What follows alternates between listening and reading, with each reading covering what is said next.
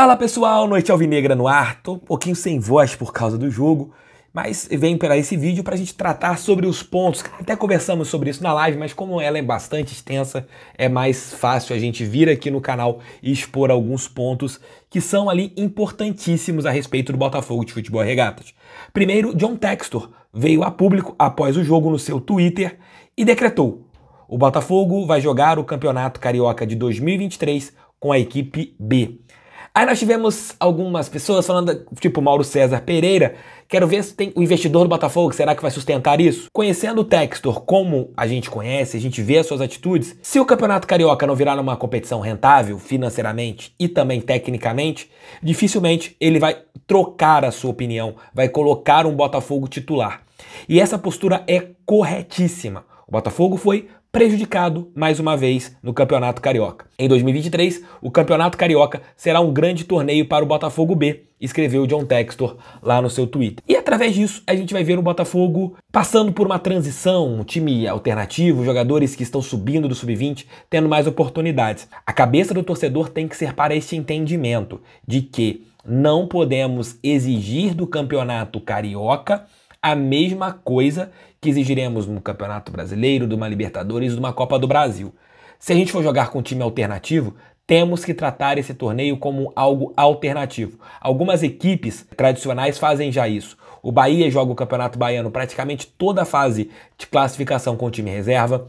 O Atlético Paranaense talvez seja o caso mais clássico, que joga há muitos anos o Campeonato Paranaense assim. E também é algo que eu acho que está totalmente acertado. Além disso, na entrevista coletiva pós-jogo, o diretor de futebol do Botafogo, o André Mazzuco, deu uma bela de uma enquadrada na Ferj. Vou chamar aqui a nossa vinheta e daqui a pouco eu volto com isso e também comento mais esse ponto. Esse nosso vídeo está em nome de 1xBet. Se você gosta de fazer aquela fezinha marota, moleque serelepe, no 1xBet é seu lugar, você vai clicar no link que está no primeiro comentário, vai fazer o seu cadastro e vai ficar felizão com o nosso 1xBet. Roda a vinheta que daqui a pouco eu tô de volta.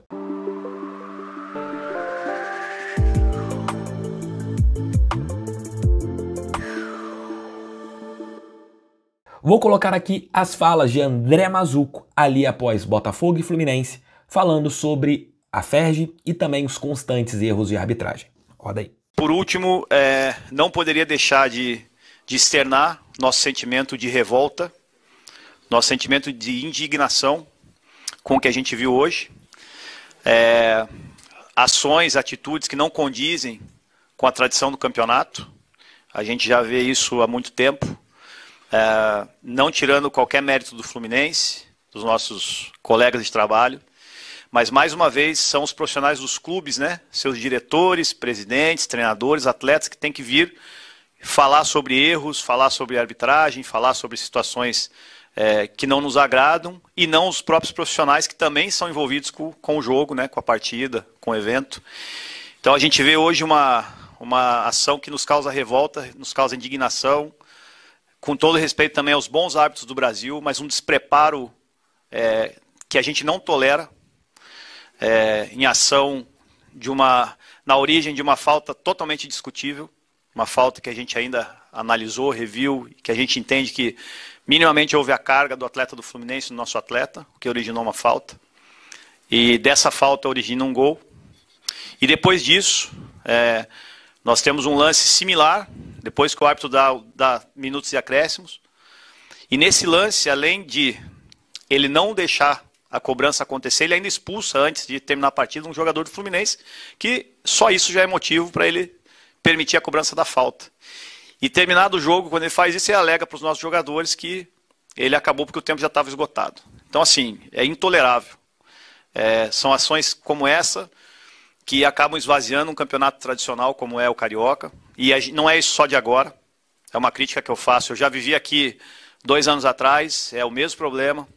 O Botafogo é muito grande para enfrentar esse tipo de problema. Tem muito clube sério, profissional que trabalha e que a gente não pode tolerar mais isso. Tem que haver uma profissionalização, tem que haver uma análise de competências, porque a gente não pode mais toda vez ter que reclamar de arbitragem, ter que vir aqui justificar, ter que trocar ideia porque um resultado não aconteceu por um erro. Nós erramos, os atletas erram, os profissionais erram, mas nós estamos aqui, né, dando a cara, falando, representando o clube.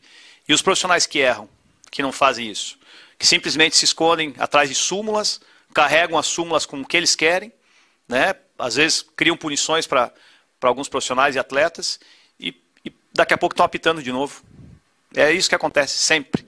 Então está na hora, já passou da hora na verdade, a gente cobra sempre uma profissionalização. Isso tem que ser revisto, porque isso às vezes tira todo o mérito de um trabalho que é desenvolvido, profissional, por profissionais sérios, né? Como tem no nosso clube. Então, em nome do Botafogo, eu coloco a nossa revolta, nossa total não compreensão do que a gente viu hoje acontecer. E não é só agora, mais uma vez eu repito, o Botafogo foi o único clube a jogar em Angra dos Reis, com todo respeito à cidade, às pessoas envolvidas, mas um lugar inadmissível, numa estrutura inadmissível, que não passaria de maneira nenhum laudo.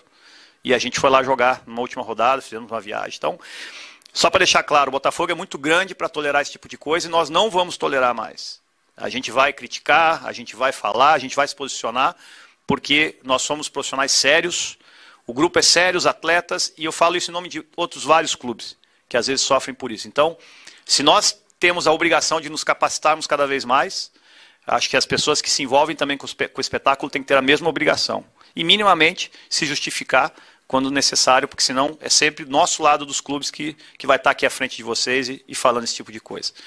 Então, só deixar nosso posicionamento e o nosso agradecimento, mais uma vez, aí ao grupo de atletas, ao Lúcio, a todo o trabalho desenvolvido até aqui.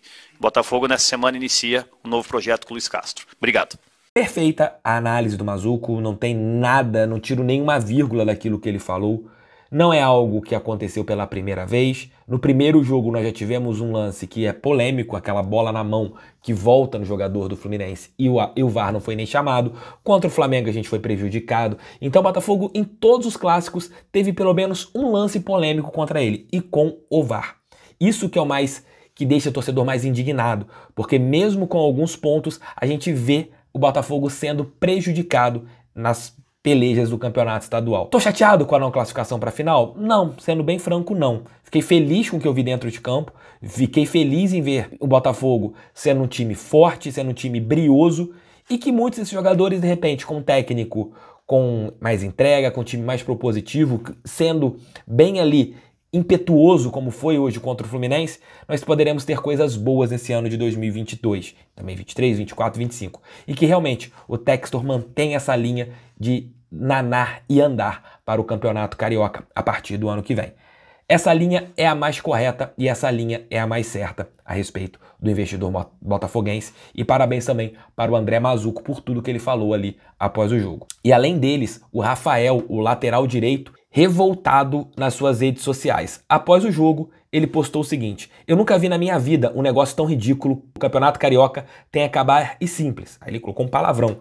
Irmão, com todo respeito, depois disso aí, desse campeonato de M, ano que vem, são 3 meses treinando pro Brasileiro e Copa do Brasil e sair desse campeonato de M. Rafael botafoguense como todos nós. E além disso, outros jogadores também foram nas suas redes sociais reclamando da arbitragem. É isso, revoltante, mas deixem eles esse campeonato que não vale nada e a gente começa a nossa preparação visando a temporada 2022. E a entrevista coletiva de apresentação do Luiz Castro acontecerá na próxima terça-feira lá no estádio Newton Santos e eu estarei lá presente para acompanhar. Abraço, tchau, tchau e fui. Mais 2 vídeos aqui, tem a live pós-jogo, que a gente está falando mais sobre esses assuntos ali durante mais de 1 hora e também o nosso giro de notícias. Valeu, fui, tamo junto, fogo neles.